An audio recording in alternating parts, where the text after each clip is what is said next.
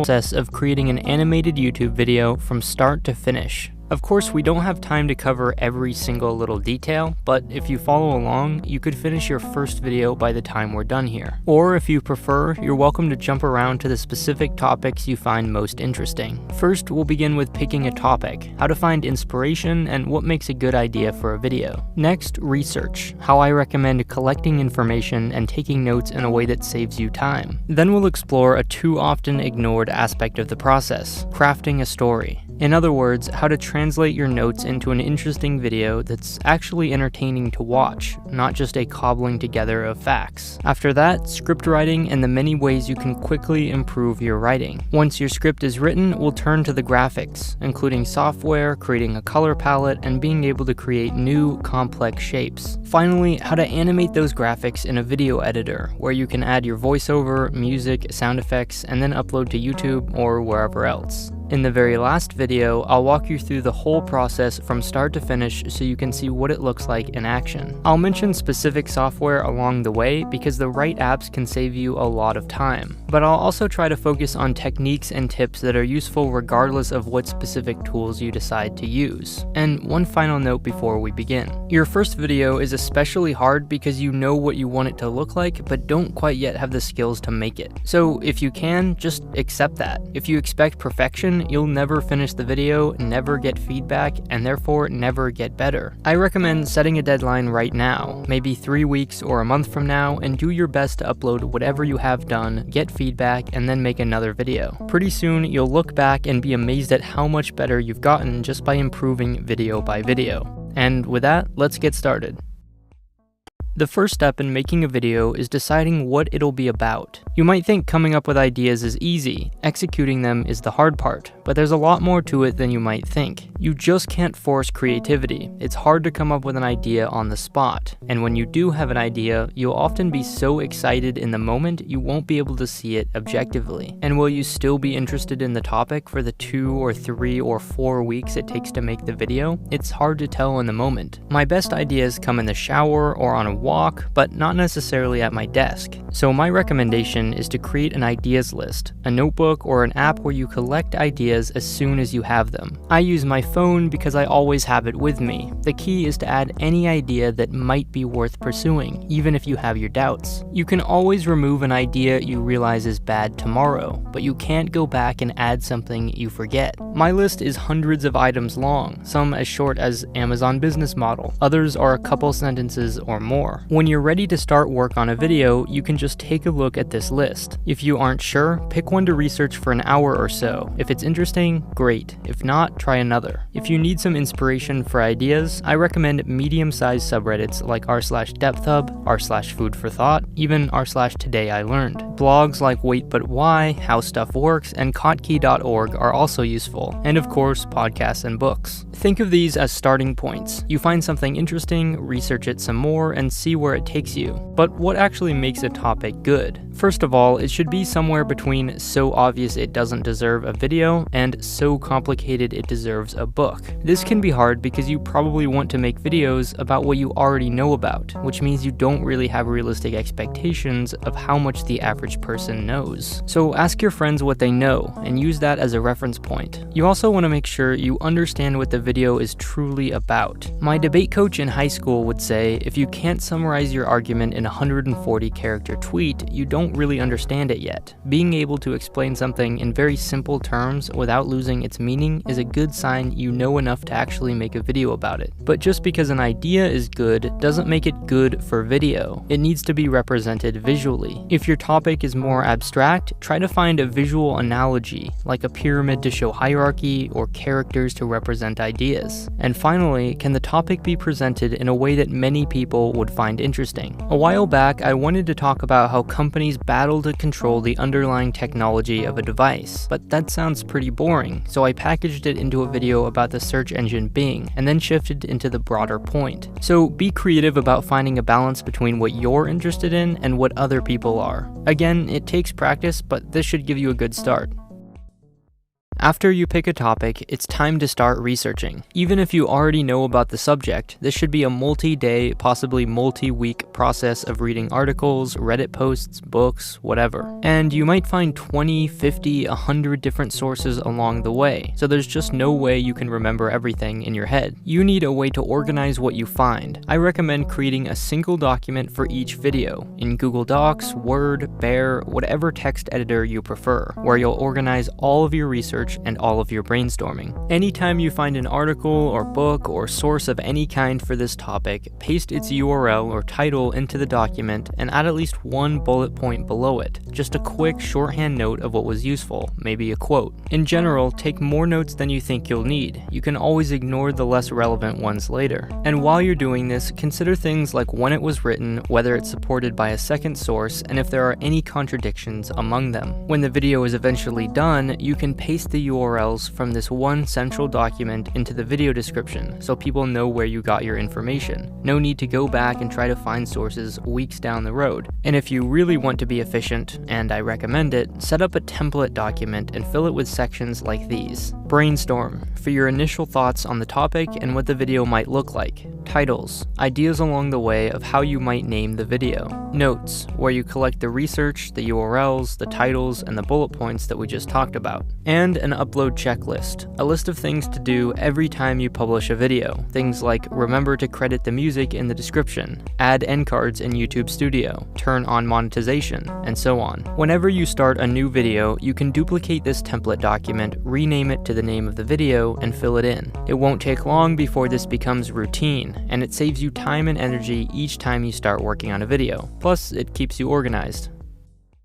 There are two general types of educational or informative videos that I see on YouTube: collections of facts and narratives. The first is quite easy and quick to make, but often not very interesting. It's just a cobbling together of ideas, with very little actually connecting them. For example, top 10 vacation spots. If it's just a list, it may not be that interesting, even if the subject matter is. A narrative video, on the other hand, takes you on a journey. There's a theme, there are twists and turns, and a structure. A beginning, middle, and end. The same research and facts can be presented either way, but stories are much more interesting. Nobody wants to stop watching a story because they always want to find out what happens next. That's why my videos always have so many words like and, but, and so. Every sentence is connected to the next. But in a collection of facts, every moment is a convenient time to click away. You don't feel like you're in the middle of something ongoing. And to clarify, by story, I don't necessarily mean characters and conflict, like a book or a movie. I mean a script with a structure, where everything is connected. Rather than top 10 reasons Amazon is successful, I tell the story of the company and how their strategy has shaped their past, present, and future. A good test is to check if a sentence or section of your script can be moved. If so, it might not be a story, because if the sentence was really connected to the others around it, it couldn't be moved without becoming confusing.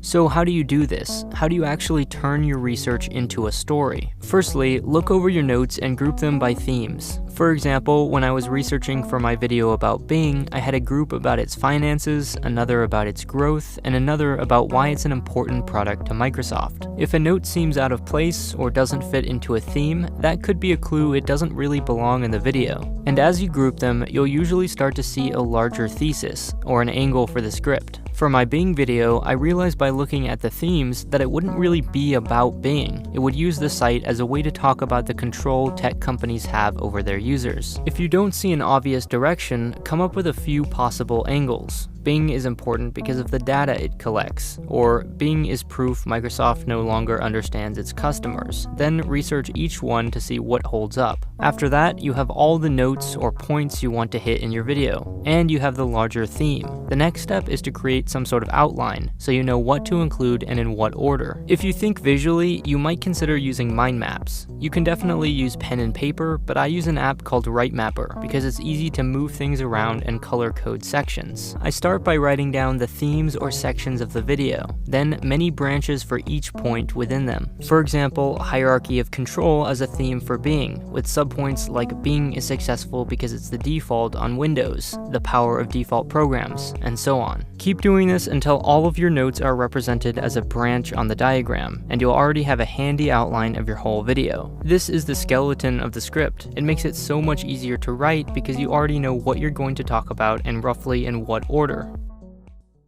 Because we've already created an outline of the video, whether as a mind map, a text document, or something else, we already know what to say in the script and in what order. This next part of the process is about deciding how to say it, the number of sentences per point, the grammar, sentence structure, tone, word choice, and so on. And this isn't easy. It's a time-consuming and sometimes surprisingly frustrating process. I can easily spend 30 minutes or an hour just perfecting 1 or 2 sentences, but taking it slow pays off. And you want to make the writing process as comfortable as possible so you won't get bored or frustrated. Find a writing app that really makes sense to you. Google Docs, Word, Scrivener, or my favorite, Ulysses. They all do essentially the same thing, but it's important to find one that's really easy to use, that makes you want to write, so you don't just cruise through this step too fast, trying to get through it. I like Ulysses for a few reasons. First, it's on iPhone, iPad, and Mac, so I can write pretty much anywhere, anytime. It's also much simpler and prettier than an app like Word, so I can focus on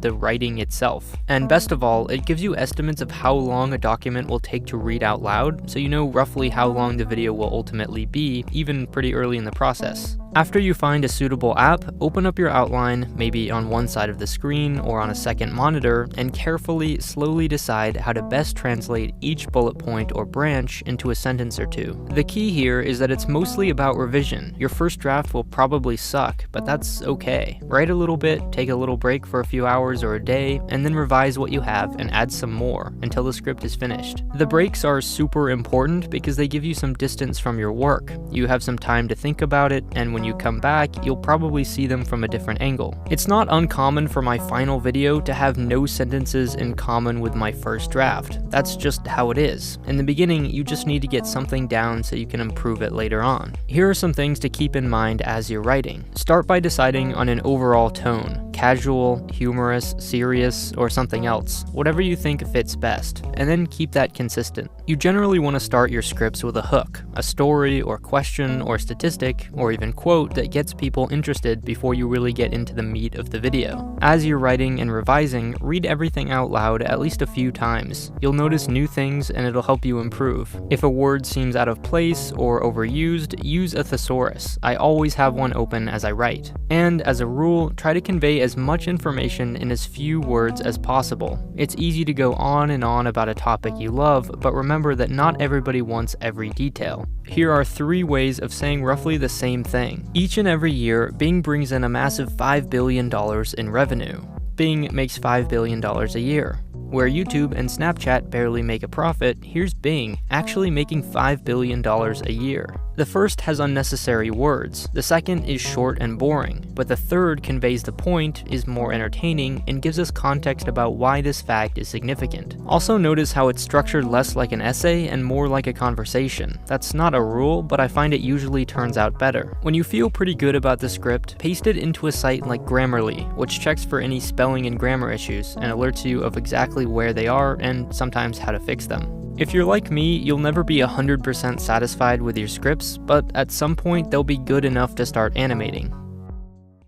Before you can animate your graphics, you need to make them. The good news is that you can pretty much get away with using any program which lets you add and edit shapes. There are more advanced programs like Adobe Illustrator and Affinity Designer, free programs like GIMP and Inkscape, or believe it or not, you can even make do with a program like PowerPoint. You'd be surprised by how many big YouTubers started out with something as simple as PowerPoint or Keynote. You can create some amazing things with the simplest tools. The app that I use and will be using here in this course is Affinity Designer. It's similar to Illustrator, but as a one-time purchase instead of a subscription, and it has some extra features. There's also a free trial available on their website, so you can follow along here before deciding to buy. It's a very powerful program, but it only takes a few minutes to understand the very basics. Okay, so after downloading it, I recommend creating a folder on your computer for each video you make. Inside that, 2 more folders, one for Affinity Designer documents, where you do the actual graphic design for each scene, and in the other, the individual individual image files, you'll export from these documents so we can animate them individually, probably PNG, JPEG, or something else. You can very easily have hundreds or even thousands of these files, so you need some system to separate them.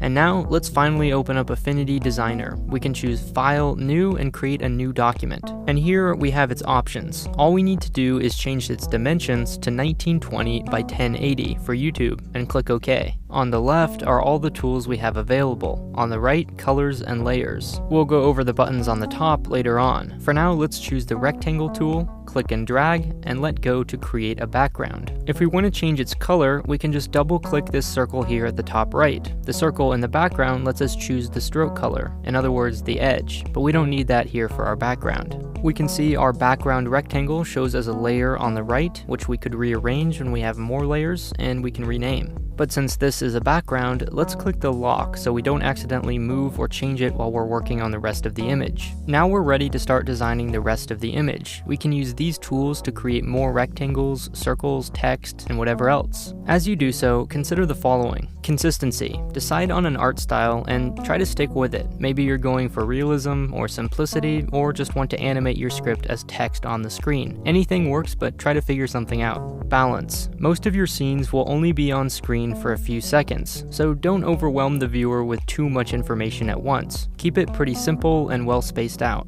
Focus. Guide your viewer's eyes to the most important parts of the screen by centering it, adding contrast, or using arrows. A great way to get started is by searching the internet for reference photos and trying to recreate them here in Affinity Designer. To that end, I've included some downloadable reference documents with this course that you're free to experiment and practice with. Just make sure you use your own when you decide to publish. Next, let's talk about color.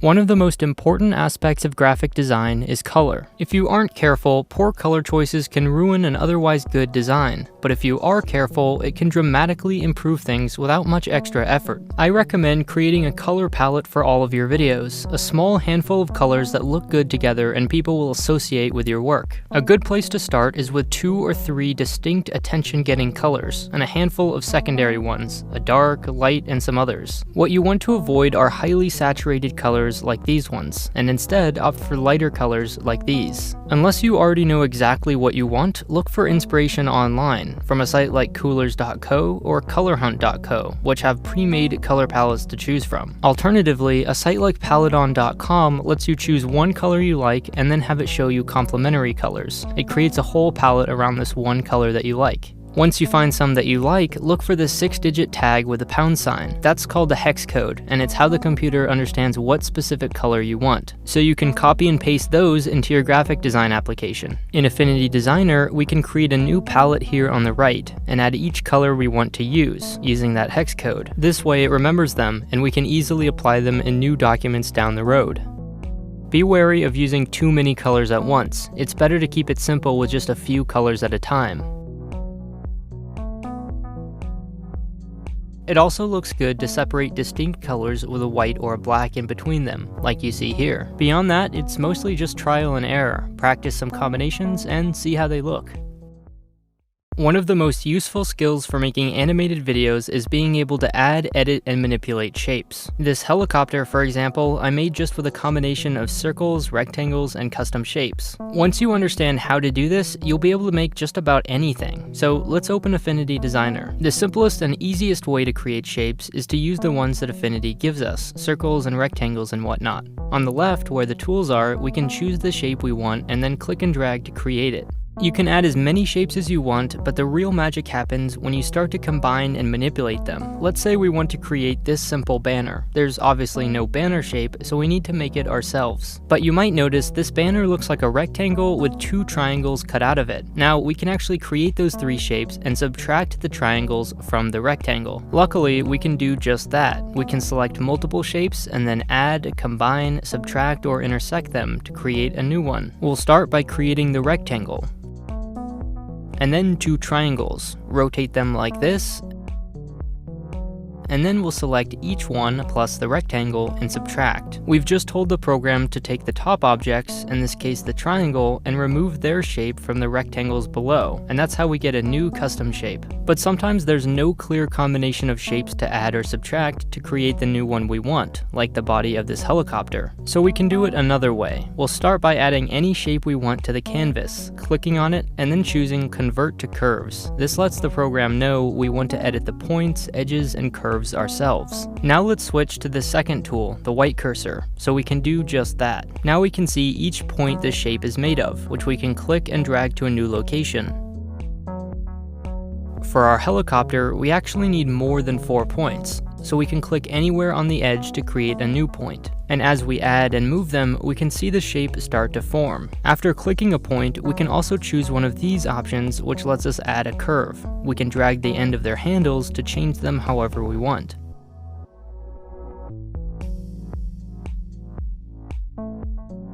You can also create new shapes by drawing. Just choose the brush tool, set the color, and start drawing. And that's basically all there is to it. I recommend pasting in some reference images from the internet and trying to recreate them with your own shapes for practice. Anything you can imagine, from this banner to this helicopter, can be created this same way. Just ask yourself what shapes you can add and subtract to make it.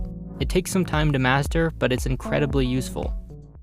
The last step in this whole process is putting everything together into an actual video. This is the part I call animation. You already have the graphics and the audio recorded, and now it's time to put everything together into a video editor. The bad news is this can be a bit tedious. It requires a lot of repetitive tasks, and it isn't particularly quick. I usually listen to an audiobook or podcast while doing it. The good news is that it can be as simple or complex as you want it to be. You don't need to go overboard with animations to make it look good. Just transitioning between scenes and doing basic movements around the screen goes a long way. In fact, if you wanted to, you could even use the built-in animation features of Keynote or PowerPoint and just record your screen as you go through the slideshow. But if you feel up for it, and I recommend it, use a program like iMovie, Final Cut Pro, Adobe Premiere, or After Effects. If you're intimidated by this stage of the process, keep it simple. Use something like iMovie. But if you are up for it, go straight for After Effects. It's truly the most powerful program for this purpose. There are lots of great After Effects tutorials out there, but for this course, we're going to keep it simple. I'll use the little app called ScreenFlow. It isn't really made for this purpose, but its simplicity will make it really easy to demonstrate the general techniques. Believe it or not, this is the program I use a lot. Again, After Effects is a better choice, but it isn't necessary. As I'll show here, animation is more about how you do it than with what software. So for each scene, we'll open up the Affinity Designer document and select each object we want animated together. For example, we want to make this helicopter fly independent from the clouds, so we'll select each one, the helicopter, and then separately the clouds, and then File, Export.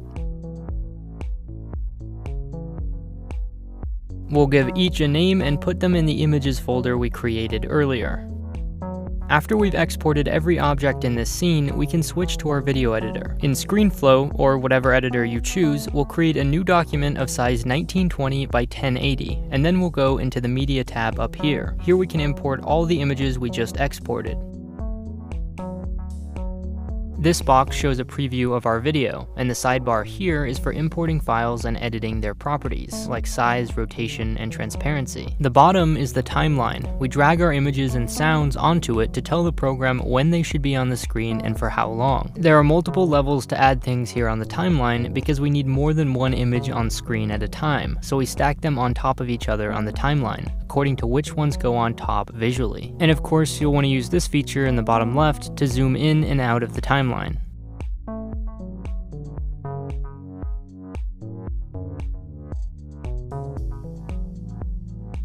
As you can see, this scene is all set up. Now we just need to make everything move. To do that, we use what's called a keyframe. This red line is the playhead, showing where we currently are in the video. You can move it to where you want the animation to be, and then add the keyframe. In ScreenFlow, you can do this by either clicking Action, Add Video Action, or use the keyboard shortcut Command-K. A keyframe is basically just a transition between 2 points in time, so you can set the properties like size, location, or rotation at the beginning, change them at the end, end, and the editor will create a smooth animation between them. That's essentially all there is to it, creating a before and an after, each with their own settings. The editor will take care of the transitioning between the two states, and that's what makes the smooth looking animation. We want this helicopter to fly in from the side, so we'll move our playhead to before the keyframe and drag our helicopter off the screen, since that's where it should start before the animation happens. Now we can switch from the media tab to the properties tab, so we can change its rotation too. Then we'll move to the end of the keyframe and move the helicopter again, where we want it to end up. Now we can watch it fly, and change how smooth the animation is by right-clicking on the keyframe. Maybe we want to transition after this scene, so let's add our background to the timeline and add a keyframe to it.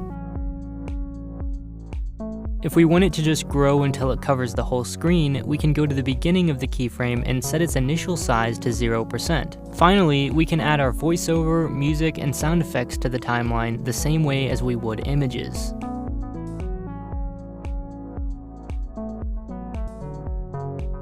Repeat this for each scene and you have a video. When you're done, you can export the whole video as whatever file you wish and upload it straight to YouTube. In the next and final video, we'll wrap everything up with a complete walkthrough from start to finish and a summary of what we've learned.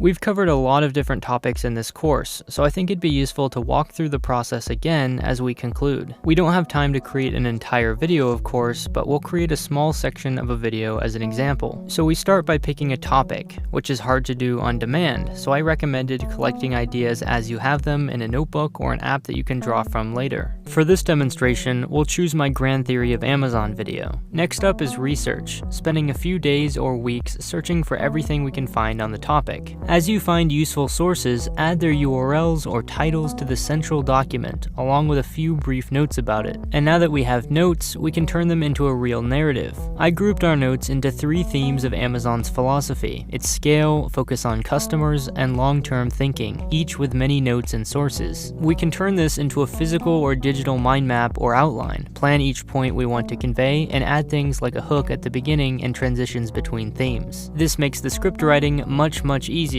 We now just need to decide how we want to write what's already on our outline, considering things like rhythm and tone. With each draft, we'll add a bit more and revise what we already have until the script is complete. And especially towards the end, we want to be condensing our script to convey as much information in as few words as possible. After that, designing graphics. Let's do it for the sentence, Amazon is even investing in pharmaceuticals and education. We'll create a new document in our graphic design app and decide how we want to visually represent this part of the script. Let's divide our scene into 2 sides, one to represent pharmaceuticals and the other for education. We'll create 2 equal-sized rectangles for the background, set their color, and lock them in place. On the left side, let's create a pill bottle with the help of a reference photo. For the bottle itself, we'll just use a bunch of rounded rectangles.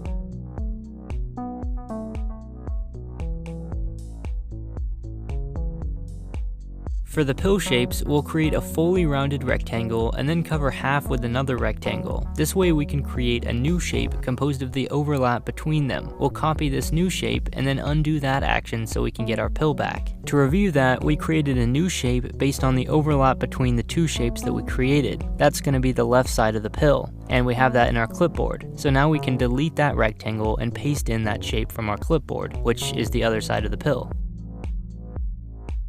Now for education, let's create a circle and then convert it to curves so we can customize it. Now let's edit the points to make it look more like an apple.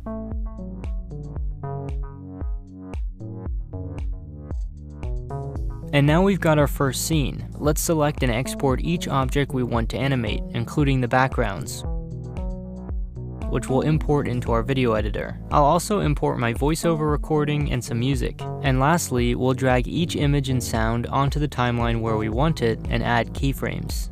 For the backgrounds, we'll have them fade in by changing the opacity at the beginning. For the objects, we'll change their starting size to 0 so they sort of zoom into the screen. And there you go. Move our playhead to the beginning, hit play, and we can see what we've made. That's pretty cool, right? Nothing is individually that complicated. It's just kind of about practicing each step. And as we wrap up this course, here are a few things to keep in mind. First, this is all a process. Know that it takes some time to really get good. Second, feedback is incredibly important. It's easy to make the same mistakes over and over again and wonder why you aren't getting views. So if you aren't sure how to improve, ask people who will give you honest feedback. You could even post your video here on this course, or just ask your friends. And third, there are many ways to do everything I've discussed in this course. I've presented the general way I do things, but you can and should experiment. In fact, it's important that you develop your own style. This is all meant to be a starting place. Finally, thank you for taking this course, and I sincerely hope it was valuable. If you use any of these techniques, you'll be light years ahead of where I started. Good luck to you, and I can't wait to see what you make.